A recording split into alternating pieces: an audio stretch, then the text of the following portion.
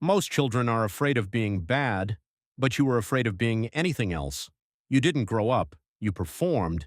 You learned to read a room before you could read a book. You weren't a child, you were a peacekeeper, a stabilizer, a little adult who never actually got to be small. And now, as an adult, you feel like a ghost in your own life. Welcome to the good child trap. Today, we are dismantling the most respected cage in psychology. The world calls you dependable, your family calls you the easy one, but your nervous system calls it survival. By the end of this, you will understand why you can't say no, why you feel like a fraud, and how to stop being an actor in someone else's script. You're the friend who always listens but is never heard, the employee who takes the extra shift without being asked. You apologize for things you didn't do. You say it's fine while your chest feels like it's collapsing. You've outgrown your life, but you're staying small so you don't make anyone else uncomfortable. You've spent decades managing other people's disappointment. Now you're exhausted, not because you're busy, because you're being a version of yourself that doesn't exist. In psychology, this is known as parentification, or learned minimization. When a child is only praised for being good, they learn that love is conditional.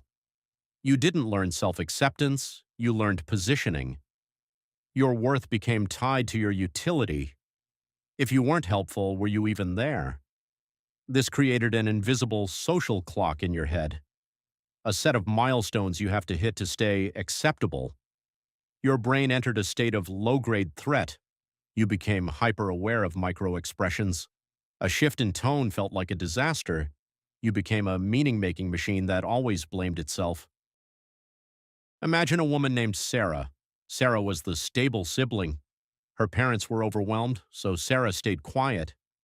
She got the grades, she followed the rules.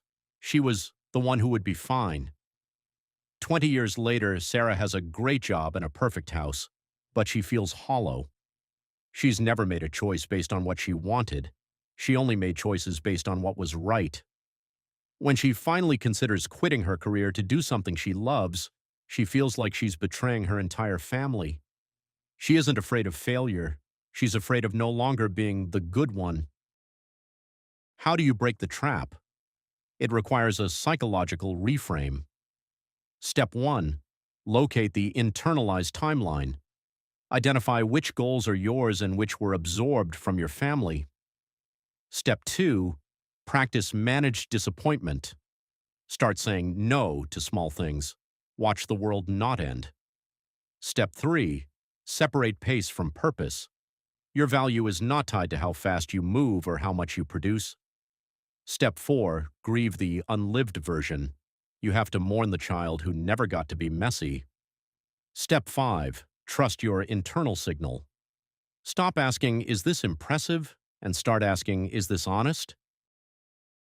Being good was an intelligent survival strategy. It kept you safe when you were small. But you are not that child anymore. You don't need to earn the space you occupy.